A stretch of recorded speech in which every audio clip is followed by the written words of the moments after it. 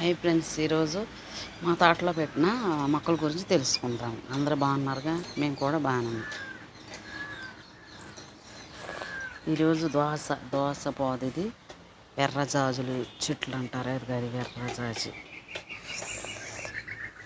ఇదేమో మల్లి చెట్టు పెద్దది, అదేమో పైకి పాకిద్ది అనమాట.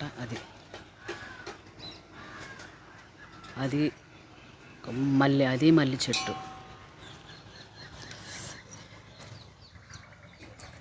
ఇది దోసపోదు. ఇది కొత్తిమీర వేసి వచ్చినప్పుడు చూపిస్తా.